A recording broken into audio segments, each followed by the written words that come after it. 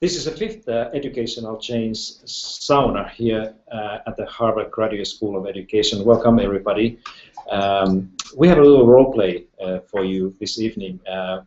We were very lucky to have the Minister of Education, Ms. Krista Kiuru, with us in the class. Unfortunately, she's not able to join us tonight, but she asked me to be the Minister of Education in Finland for 15 minutes only. So this is what we're going to do now with Susan and Jen Wan, right? Yes. Yes. Wan. Sorry about that. And so I'm very happy to sit down with you on issues, whatever you want to ask about education in Finland or in general. So go ahead. Hi everyone, I'm Jia Wen. I'm from Singapore. I'm doing the Human Development and Psychology program. So Minister, I understand that Finland is quite a homogeneous country, quite different from Singapore, from where I come from. But I understand that it's becoming more, or rather less homogeneous because of immigrants. So I was wondering how this poses certain issues for Finland, and what would you consider the main challenge, and what would you also see as the main solution of this? This is a very good question, and it's all true that Finland was still 20 years ago fairly homogeneous. I remember when I was a school teacher, I never had anybody who didn't fluently speak and understand Finnish, or who would have a different religion or anything like this. So we have been experiencing this change very rapidly, and obviously raises several questions and puts challenges for the school system how to adapt into this new situation. One of the big challenges we have is that anybody who comes to Finland as an immigrant or in some other ways from other countries has practically no understanding or skills in Finnish language. So this language issue is something that we have been paying a lot of attention to at the level of the schools. We try to offer all children who come from non-Finnish speaking families and kind of a soft landing in the school, so that they can have a kind of an intensive training and instruction of Finnish language. Often their parents don't speak Finnish at all, so it's a kind of an additional challenge. We also have some issues with the attitudes because this is a new thing. That sometimes people who move to Finland, that they are not treated equally by their colleagues or communities, and that's why I think it's a whole society issue in this respect. I think the strength of Finland in this question is that when we redesigned our school system about 40 years ago, in the beginning of 1970s, we designed the school system to be very kind of individualistic in terms of providing viewing every child as an individual. And the special education approach that we have is a very individualized early intervention help and support for all those who need help. And because the nature of Finnish system is like this, I believe that this kind of a fact that we are becoming more diverse is also easier to handle compared to if the Finnish system was very standardized, and we were expecting that everybody has to perform in the same way and reach the same levels. But I think that the Finnish system, in a way, is more ready for this type of change than some other systems. But it's still one of the big challenges. But as I said, it's not only a challenge for the school system, it's a challenge for the whole society. But I'm quite sure that we can, my government will be able to work this out. Thank you. Thank you for coming today, Minister. Pleasure, thank you. My name is Susan Kong. I'm from the Technology Innovation Education program here at Harvard. And my question is, what is the role of technology in early childhood education?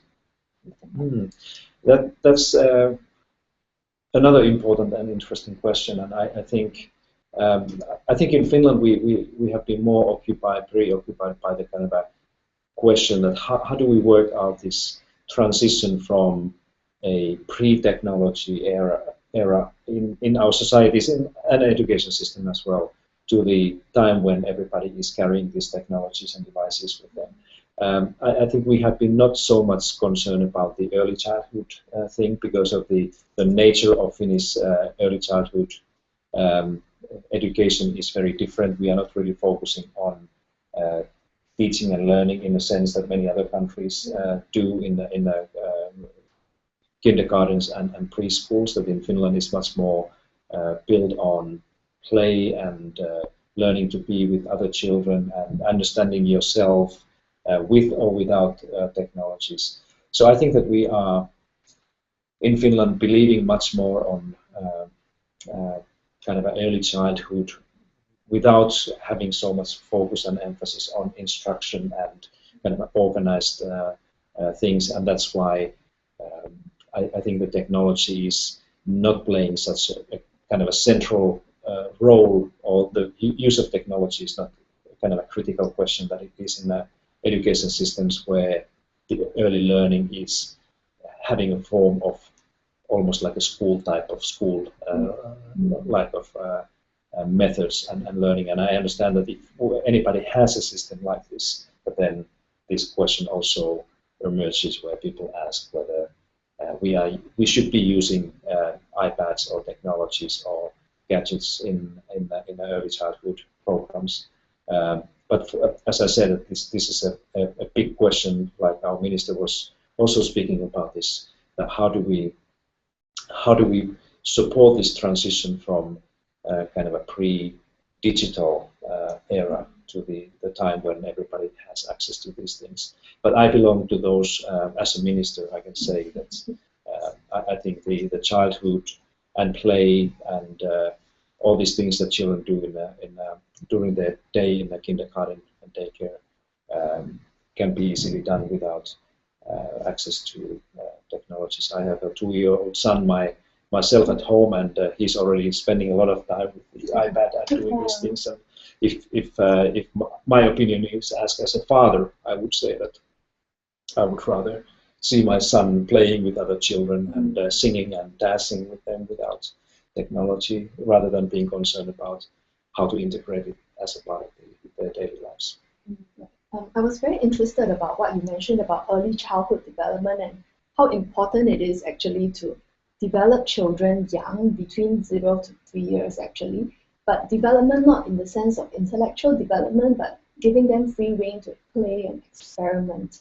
So you mentioned during a talk, Minister, that parents are becoming more educated, more demanding, and more aware of what their little precious ones deserve. Do you find that this attitude of wanting to let children play and wanting more out of them sort of clashes in today's age? It's a great question. I think, at least in Finland, I think the fact that the minister also mentioned, and I agree with her, that the parents are more demanding, they have more opinions now, is simply coming from the fact that they are also better educated than their parents were. And that's why we have a lot of parents. I'm sure that this is the same thing in your countries, that parents who have better education, that they can also ask for different types of questions and different type of education. But I think that the culture in Finland overall, whether we talk about little children or adults or anybody, is very much built around this informal play and music and even entertainment that people enjoy. And that's why I do not believe that we will, at least in the near future, that we would see anything that would challenge, for example, in the early years of children's lives, this situation that we have now, that we should be more concerned about, having formal instruction early on, and make sure that the time is well spent on learning to read and write and do maths. And in school, quite the opposite. We believe that the play is becoming increasingly important element of not only in early childhood part of the kids' lives, but also in the school, because that's how we kind of cultivate and further develop the features and characteristics that are related to creativity and innovation and all these important things that we rely on. I had a quick question about the social emotional health. Finnish children, I guess. The reason I'm asking is, so from South Korea, and we're notorious for having high academically, achieving really high standards, but social emotional health isn't doing too well. I'm wondering about Finland, where it's known for having happy kids and high achievement.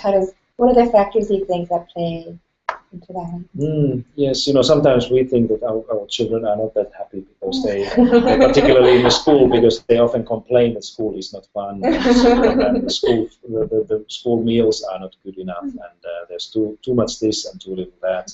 But obviously, when we compare the overall the health and happiness of our children, we are doing fairly well still with that thing. But I think there may be several things behind this, but I think one important thing that we do in Finland, and as a minister I'm very proud of that we have a systematic way of educating our children from kindergarten at a very young age all the way through compulsory education and even to higher education, so that the individuals, they learn to take responsibility of their own actions. So we have tried to develop our school system and education system in a ways that being responsible for your own actions, what you do and what you learn and how you do these things, is in the end of the day, it's within the learners themselves. And that's why I think that when young people, when they have this kind of a control over their own lives and learning, that that's probably increase the happiness and well-being as well. So I think that's one important element that we have. Yes. I think it's important for children to be happy. Exactly. Very yes. important. Yes.